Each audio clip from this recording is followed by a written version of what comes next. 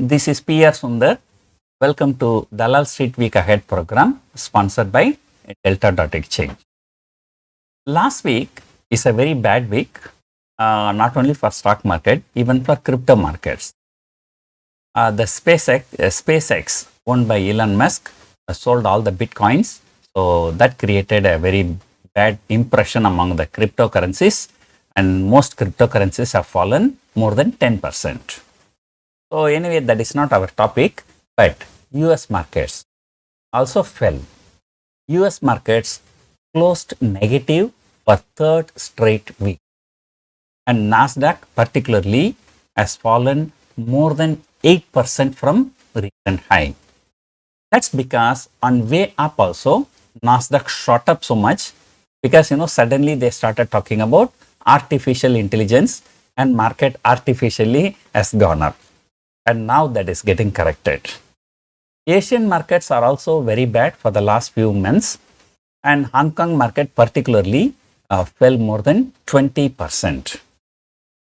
Coming back to our market, Nifty lost about 100 plus points and Bank Nifty lost about 500 point plus in the last 1 week. But we are down but not out.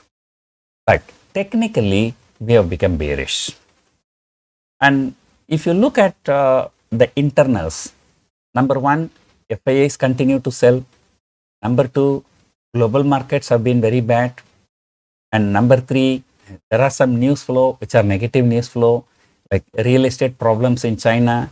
One of the largest real estate developer, Evergrande, filing for bankruptcy in China.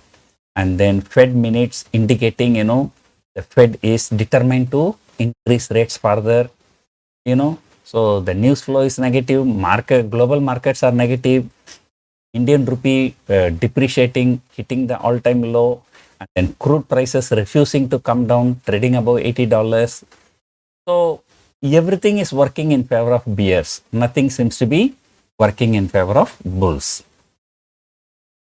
But at the same time, we must also understand for a very, very short term, the market seems to be oversold, not only in India, all over the world. I think Nasdaq 100 has fallen about 600 points in just 2-3 trading. So that is the kind of sell-off that US market has seen, and Indian markets also. Even on Friday, IT index has fallen 1.5%. So IT index is a gross underperformer here. So because of this nature of the oversold market, a technical bounce is not ruled out. So there may be a technical bounce to take out, the weaker short sellers, people who close their eyes and they sell call option, and one technical bounce, so they all will be having losses and they will get out.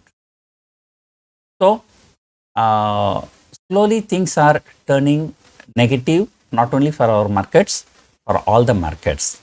So if this weakness persists for, let us say, next 1 month or 1.5 months, so that means this is August, September will be over. By October, the 5-state election fear will start. That will be a great uncertainty.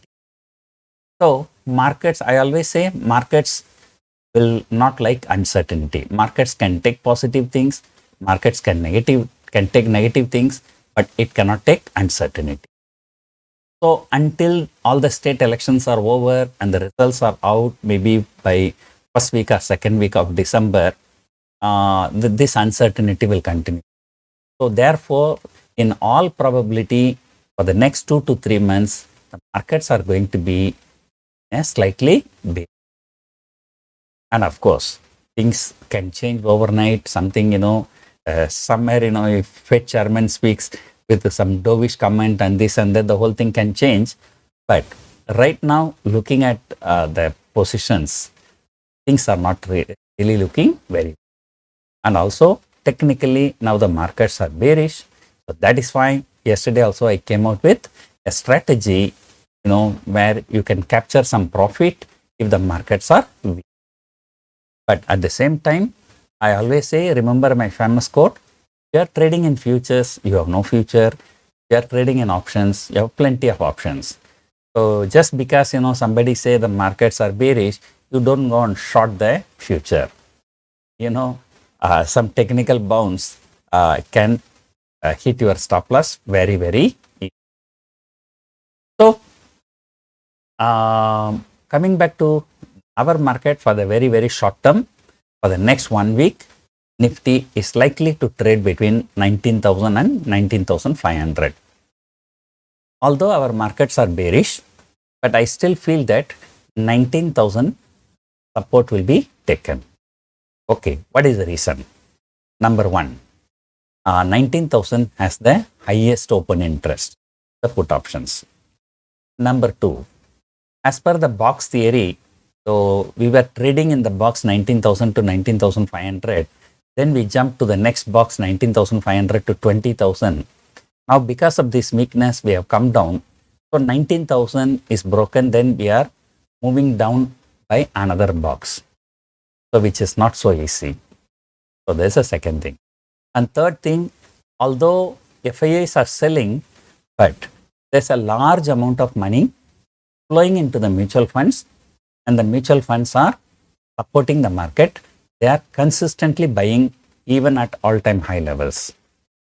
So a strong support by the mutual funds, technical support at 19,000. So all shows that there is a very, very high chance that 19,000 support will be held. But however, let me tell you one thing, the market has this habit. Maybe once in at least 5 to 6 months, the market, the Nifty will break the highest open interest on the downside or highest open interest on the upside to scare the option sellers, to inflict some losses for option sellers. So, for a very, very long time, that highest open interest on the downside was not broken. So, that may happen. But only thing is, that highest open interest probably was broken on the higher side in one of the last few months. That I'm not very sure. I have to check the data. But once in many months, maybe at least once in a year or twice in a year, so this happens. So that otherwise, every month, people can just keep on selling at the highest open interest, can keep on making money forever, right? So forever, if you are making profit, then the option buyer is forever losing. If option buyer is losing forever, how long he will be in the market? One day he will get out. One day if he gets out, so to whom you are going to sell the options? So that is the rule of the nature. So once in a while, the option buyer also have to make profit. And because most of the option buyers, they buy at 19,000. That is why 19,000 put as the highest open interest. So it will be very, very interesting to see if 19,000 is broken for one other reason. The next support is only at 18,500.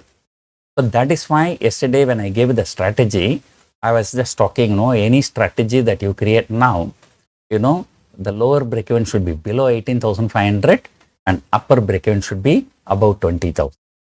Now there is no need to talk about upper breakeven. There's no need to talk about the resistance. Resistance is very, very clearly right. Okay. So, I'm just giving you the view of the market, and yesterday I came out with a strategy where I've given you some idea, how one can capture without taking a huge risk. And however, I'll just give you an incident. Just a few days before, I told one of my friends, the Bank Nifty looking bearish. In fact, Bank Nifty became bearish even before Nifty became bearish. Right. And my friend, he has invested some money in Bank Bs. I'm sure you should know what is Bank Bs. So it's just like a Bank Nifty buying in the cash market. It's an exchange traded product. So he was little bit worried. So he said, is there any hedging he can do? I told him, actually, this guy has bought when the Bank Nifty was around 38,000 or 39,000. Still, he's sitting with a very good profit. I told him to sell 51,000 call option. Yes, you heard it right. Bank Nifty trading around 44,000. He sold 51,000 call option at 200 rupees premium. So that is actually the December series. So I don't think 51,000 is going to hit by the end of December. And even if it hits, so his bank base will give a fantastic return for him. And if you look only at the option, so he paid about 50,000 as the margin money, collected 200 rupees per share, which translates into 3,000 rupees premium. So for 50,000 rupees margin money, 3,000 rupees premium, which works out with 6% return. So that's about more than 1% return per month. So if market goes higher, his bank base will do well. Market goes down, at least he will get 1% return for his investment options only, not for his investment in bank base. His investment in bank base is much higher. I think the one lot right now is about 5-6 lakh rupees. So next week, maybe some few stock. First of all, there is no any important news flow, no economic data, this and that. So we are going towards the end of the expiry. Only the gum effect may come. And Reliance Jio will be listed on Monday. So that may bring some action to Reliance Industries. In fact, in the last few days, the Reliance Industries is the only stock that was resilient. Except Reliance, all index heavyweights are falling. So the overall judgment is that very short term, market seems to be oversold, maybe a technical bounce. As and when the technical bounce happens, you should consider selling call options 20,000 and above, because 20,000 is the resistance. So otherwise, for next few weeks to few months, markets will be slightly big. So that's it for now. Hope you enjoyed watching this video. Thank you for watching.